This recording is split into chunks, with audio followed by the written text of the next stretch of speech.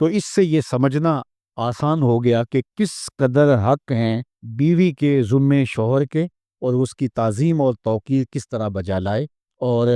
سجدے سے نیچے اپنے شوہر کے لیے آداب کی رعایت کس طرح۔ دوسری جانب جو بیوی کے حقوق ہیں شوہر کے ذمے، ان کو بھی ایک خوبصورت پیرائے میں بیان فرمایا تاکہ ایک صالح معاشرت کی بنیاد پڑے، اور میاں بیوی کے مابین جو محبت ہے اس کا مضبوط رشتہ استوار ہو۔ آقا کریم علیہ الصلوۃ والسلام نے کتنی خوبصورتی کے ساتھ یہ بات ارشاد فرمائی کہ اگر عورت کی کچھ چیزیں تمہیں ناپسند ہوں تو تم ان چیزوں کو مد نظر رکھو جو تمہیں پسند ہو۔ انسان تب کمزوریاں رکھتا ہے، اور پھر خاتون مرد کی نسبت زیادہ کمزوریوں کی حامل ہوتی ہے، تو اگر بات بات پر شوہر گرفت کرنے لگ جائے گا تو گھر نہیں چل پائے گا۔ تو اس کے لیے کتنی خوبصورتی کے ساتھ میرے اور آپ کے آقا و مولا ہمارے ماں باپ ان پہ قربان ہوں ارشاد فرمایا کہ اگر خاتون کی کچھ عادتیں تمہیں ناپسند ہوں لیکن اس کی کچھ ایسی عادتیں بھی ہوگی جو تمہیں پسند ہوں گی، اور اس کی میں صرف ایک مثال آپ کے سامنے رکھتا ہوں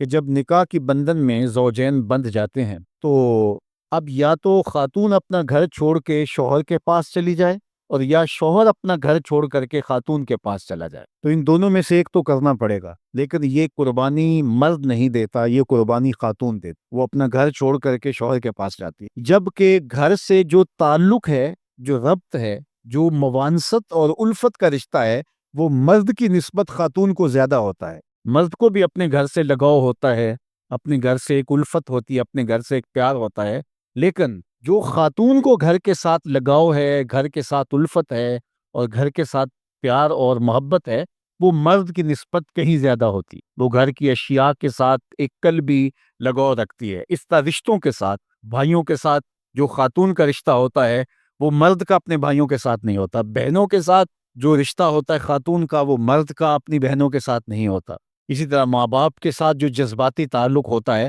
اگرچہ مرد کا بھی بہت گہرا اور گوڑا ہوتا ہے، لیکن خاتون کے اندر جو لطافتیں رکھی گئی ہیں اس کی وجہ سے اس کا تعلق ماں باپ کے ساتھ زیادہ ہوتا ہے۔ تو گھر زیادہ مشکل چھوڑنا خاتون کے لیے، مرد اگر گھر چھوڑ کے خاتون کے ساتھ آئے تو مرد کے لیے زیادہ مشکل نہیں ہے، زیادہ مشکل عورت کے لیے، لیکن عورت اس مشکل سے گزرتی ہے اور مرد کے لیے یہ قربانی دیتی ہے، اور اس قربانی کو بخوشی قبول کرتی ہے۔ اس کو احساس بھی ہوتا ہے، گھر کی یاد آتی ہے تو وہ تڑپ جاتی ہے، لیکن اس کے باوجود وہ شوہر کے ساتھ رہنا پسند کرتی۔ تو مرد اگر صرف ایک اس قربانی کو ملحوظ رکھے تو اس کی بہت ساری کوتاہیوں سے درگزر کر کے ایک اچھی زندگی کی بنیاد رکھی جا سکتی۔ یہ بات ذہن میں رکھیں کہ نکاح کے بعد زوجین باہمی موافقت سے ہی، ایک دوسرے کو برداشت کرنے سے ہی اس رشتے کو قائم رکھ پاتے۔ اگر شوہر یہ چاہے کہ 100% خاتون میرے مزاج کی مطابقت میں ہو، یا بیوی یہ چاہے کہ شوہر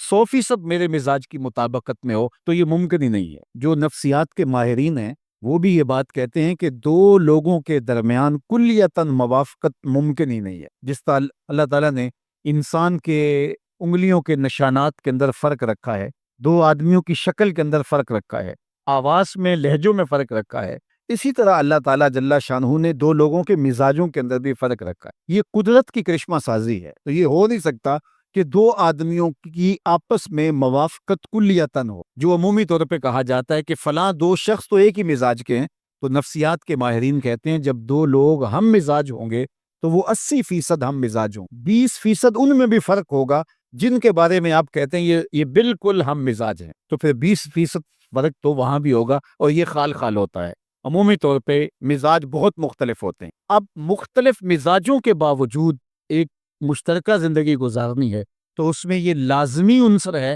کہ برداشت، اور اگر برداشت کرنے کا جذبہ نہیں ہوگا اور ایک دوسرے کو سے درگزر کرنے کا جذبہ نہیں ہوگا تو کبھی بھی گھر چل نہیں سکتے ہیں۔ اور میں آپ کو بتاؤں کہ سب سے خوشی کی بات شیطان کے لیے، سب سے زیادہ جو وہ اپنے چیلوں چانٹوں کو کام دیتا ہے اور وہ آ کے بتاتے ہیں کہ ہم نے یہ کیا، ہم نے یہ کیا، تو وہ خوش ہوتا ہے، لیکن سب سے زیادہ جس بات پہ وہ خوش ہوتا ہے وہ جب میاں اور بیوی کے درمیان تناؤ پیدا ہوتا ہے، علیحدگی ہو جاتی ہے، تو شیطان کو سب سے زیادہ مسرت اس بات، اور وہ لوگ بدترین مانے گئے ہیں شریعت اسلامیہ میں، جو خاتون خانہ اور شوہر کی درمیان جو ہے وہ تفریق کا سبب اور ذریعہ بند، آدھے جملے سے بھی جس نے میاں بیوی کے درمیان اختلاف کی بنیاد ڈال دی اور پھر وہ علیحدگی تک معاملہ پہنچا، تو یہ شخص اختلاف کی بنیاد ڈالنے والا یہ بدترین شخص، سب سے بڑا بدکار وہ ہے جو میاں اور بیوی کے درمیان یا دو خاندانوں کے درمیان تفریق پیدا کر دے۔ اب آپ اس سے سمجھیں کہ شریعت اسلامیہ نے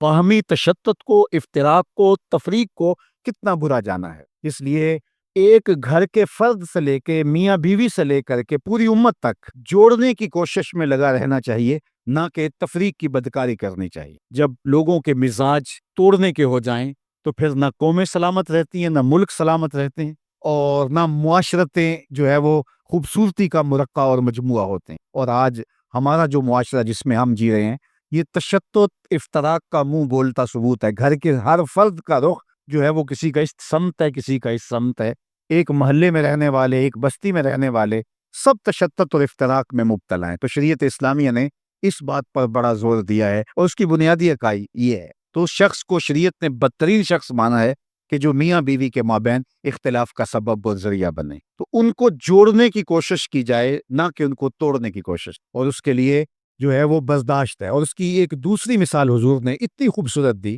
کہ خاتون ٹیڑھی پسلی سے پیدا کی گئی ہے، اگر بالکل سیدھا کرنا چاہو گے تو ٹوٹ جائے گی، اور اگر تم یوں ہی رہنے دو گے تو ٹیڑھی رہے گی۔ اس لیے ساری زندگی تم جو چیز سمجھتے ہو کہ یہ صحیح ہونی چاہیے، اس کے لیے تم نے نرمی کے ساتھ کوشش ضرور کرنی ہے، لیکن اگر تم کہو کہ نہیں بالکل تیر کی طرح سیدھی ہو جائے تو یہ ممکن نہیں ہے۔ اس کا ٹیڑھا پن ہی اس کا ایک حسن۔ قرآن مجید نے خواتین کی جو چیزیں بیان فرمائی ہے ان کے اندر غافلات کا لفظ بھی بیان فرمایا، تو اس کا یہ بھولا پن جو ہے، اس کی جو سادگی ہے، یہ بھی اس کا حسن قرار پاتا ہے۔ تو مرد اس چیز کا جب شعوری ادراک رکھتا ہے تو پھر وہ اس سے تلذذ حاصل کرتا ہے۔ عورت کے بھول پن سے اس کو جو ہے وہ ایک راحت پہنچتی ہے، اور جو چیزیں جو ہے وہ برداشت کرنے کی نہیں ہوتی، اس کے لیے بھی وہ نرمی کے ساتھ، لطافت کے ساتھ ان کو صحیح کرنے کی کوشش کرتا ہے۔ تو ایک اچھا معاشرہ تشکیل پاتا ہے، اور ایک صالح جو ہے وہ گھر بنتا ہے۔ اس لیے اللہ کے محبوب علیہ السلام نے دونوں سمت یہ چیزیں بیان فرما کے